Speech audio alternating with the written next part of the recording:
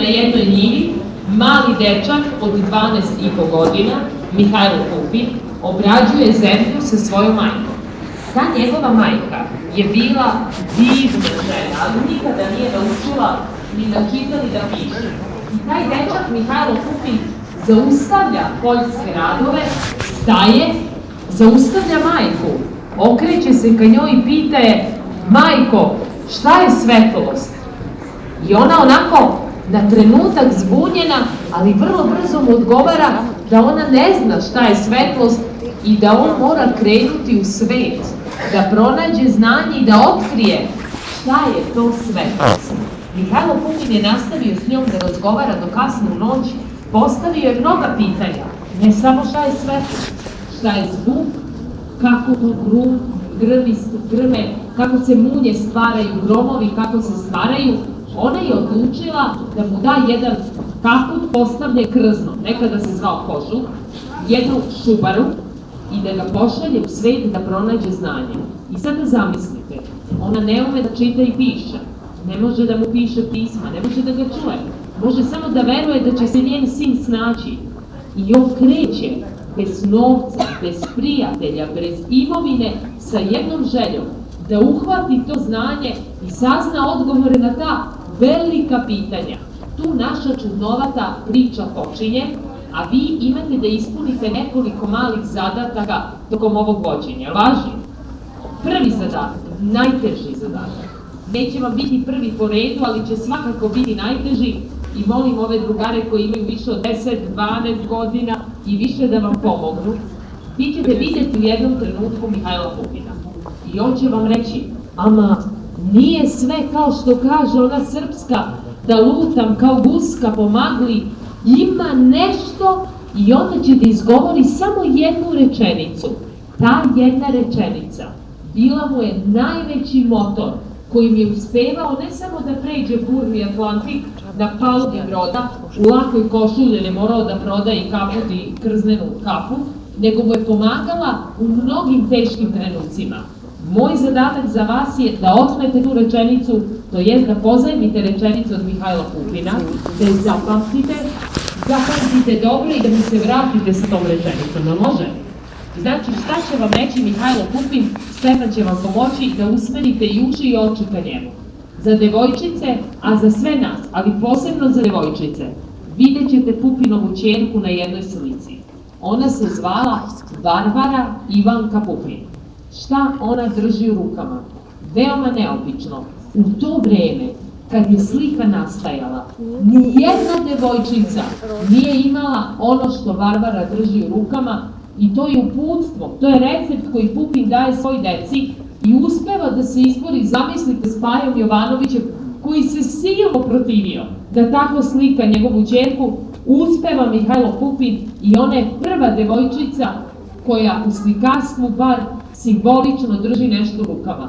Ne drži jednu stvar, evo pomaže vam, drži dve stvari. Šta drži sve? Varvara Ivanka Pupin u rukama. Drugi zadatak za vas.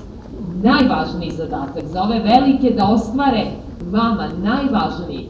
Mihajlo Pupin kaže jednom svom prijatelju: ma ne bismo ni ja, ni, kako se zvao drugi naš veliki naučnik, Nikola, sve znate, ne bismo ni ja, ni Nikola Tesla postigli ništa u životu da kao deca nismo bili zagledani u veliko, prostrano i večno zvezdano nebo nad nama. Piše Mihajlo Pupin: svaka devojčica i svaki dečak moraju gledati u zvezde, ali u gradovima su zvezde male i daleko, ne mogu se dohvatiti, moraju izaći u prirodu i ako gledaju u zvezde, razviće, piše Pupin, svoju maštu. Mašta pravi velika dela, ali važnije, razviće svoju ličnost, postaće dobre osobe. Zadatak: da gledate u zvezde, da otkrijete šta Pupinova ćerka drži u rukama, da čujete šta Pupin kaže da je najvažnija rečenica koju je čuo u životu. I još jedan zadatak, ali ja ću Stefana zamoliti i da se popnu do telefona, da vide taj čudesni moment prvi put u muzeju napravljen. Vidjet će se jedan krug sa junacima Pupinovog detinjstva. I sada vam postavljam teško pitanje. Rekli smo Mihajlo Pupin, rekli smo Nikola Tesla, Da li neko zna ko je treći div nauke iz sveta, ali krenuo Bravo, bravo, bravo, bravo, Milutin Milanković. Imaju jednu sigurno zajedničku crtu. Čitali su iste knjige, obožavali iste pesme i ja ću vam sad otkriti. Vi meni kažete koji su bili super junaci njihovog detinjstva, a ja vama kažem koja im je bila omiljena pesma. U detinjstvu i kasnije u životu. Da li je neko od vas čuo za pesmu?